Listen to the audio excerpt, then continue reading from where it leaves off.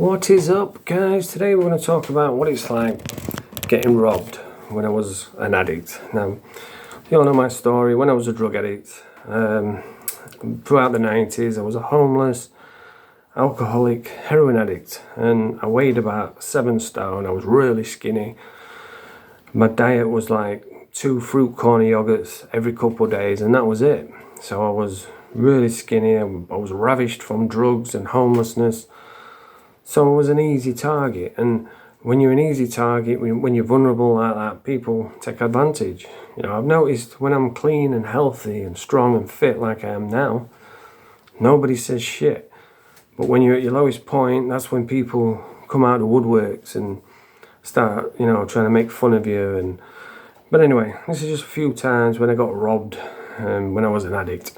So one of the first times was when I'd just been to a drug dealer's house, and I got a 0.4 off him. A 0.4 is like 4 wraps of heroin, and they put it in one and charge you like 25 quid.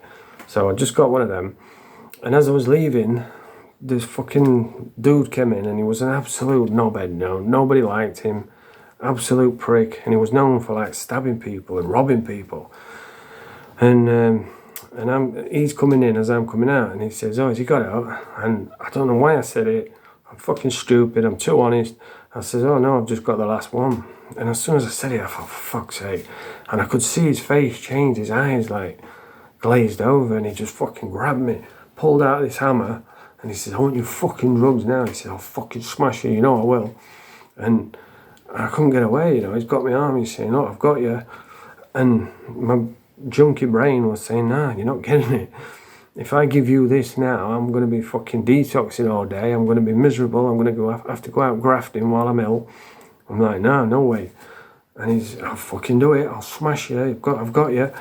And as I like pulled away, he's fucking come down with a hammer, and it was like it was in slow motion, and I've just fucking got away. And as it came down, it was like whoosh, just fucking missed my head by a tiny little bit. And if that had hit me, I'd have been at least knocked out. I could have even been killed. And this is why I say I'm lucky to be alive, you know. There's so many instances where stuff like this has happened. But I got away, you know, I got down the alley and shot off and just lived to fight another day.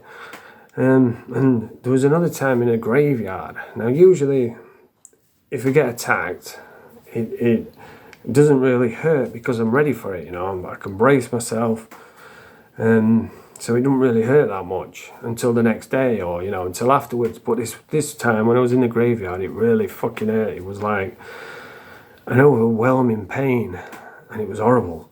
And I was in the graveyard, and this fucking another local knobhead, known for beating people up, came over, and he was talking to me, and I was wanted by the police. So a cop car went past, and they had the blues on it going, "Wah," and I looked round and I thought, shit, are they coming for me?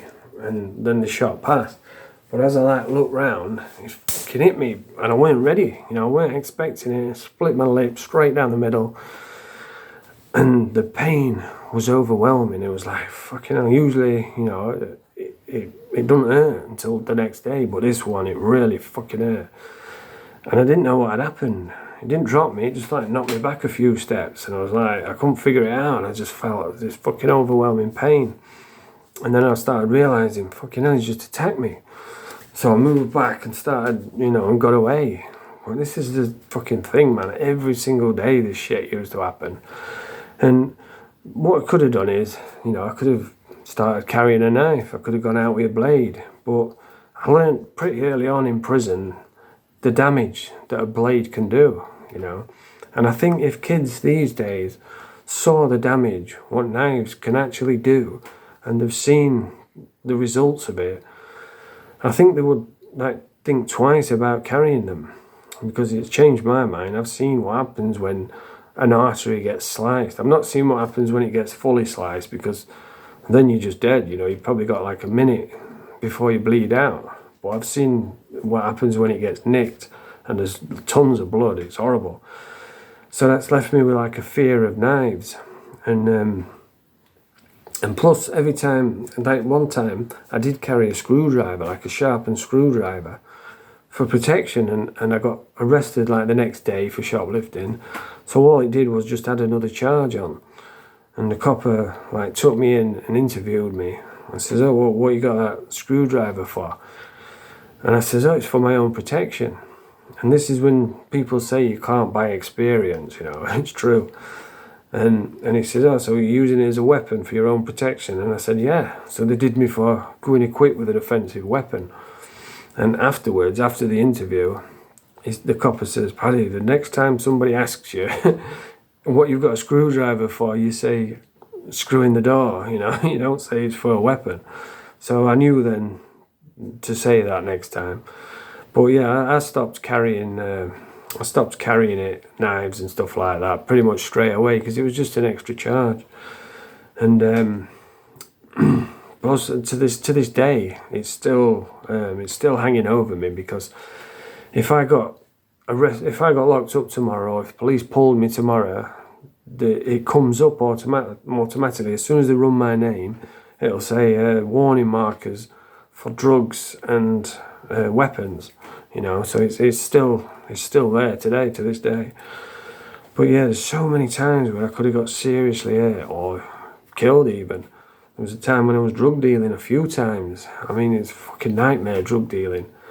But I wasn't really drugged. I was just like Joeying, you know. I used to deliver the drugs and keep all the money, and so I was drug dealing, but it was more like Joeying. And one night, a bunch of jippos have rang me up, and I didn't know they were going to rob me. I should have done, because they ordered loads. And I said, "All right, yeah, I'll meet you behind the shops in the alley."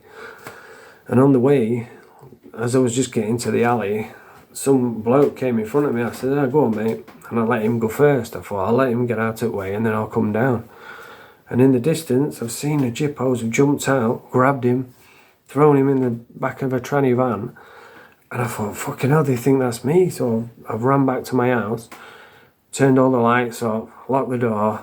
And I learned the next day, my mate came round. He says, "Oh, did you hear about that kid who got slashed up with machetes in the back of a transit van?" I thought, fucking hell, that should have been me, you know. And I was just lucky, so lucky. And another time when I came down, and usually what I'd do is, when I was selling drugs, I would come downstairs and I would someone would knock on the door, I'd just come down, open the door, say, "What do you want?" and just sell, you know, just give them what they want. And send them on the way. But this one time I came down and it was pitch black and I could hear them talking, and I thought, I just froze for a minute. I thought, I'm not going to open it, I'm going to listen. And I could hear them talking about robbing me. They were saying, as soon as he opens the door, you stab him, I'll grab him in the headlock. And I thought, fucking hell. And it was so lucky that I stopped to listen, you know. And so I just didn't answer the door, and I was just sat on the other side of the door, and they were trying to fucking shoulder bars the door in. I thought, if they get in, they're going to fuck me up, you know. And this is the type of thing, you know, that we have to live with, you know. Now I'm clean from drugs. I've got all these thoughts and memories from the past, and they swim around your head like old ghosts. People don't realise the trauma, you know. I've got a fear of knives now. I'm struggling with crippling anxiety, all from drug related. And the amount of times I've been robbed and beaten, and I could have easily died any one of those times. So it all results from that one decision of trying heroin all those years ago. So stay away from drugs, stay away from heroin. I mean, everybody knows the damage what it does now.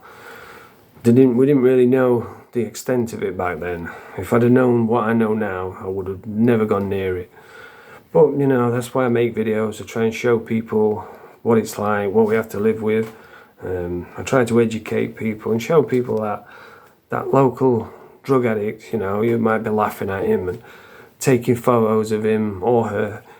Just know that kid is probably in his own personal hell every single day. Every time they wake up, they have to go through their own miserable existence as a drug addict. So anyway, that's the video for today. If you like the video, press the thumbs up, subscribe to the channel. Bonjour.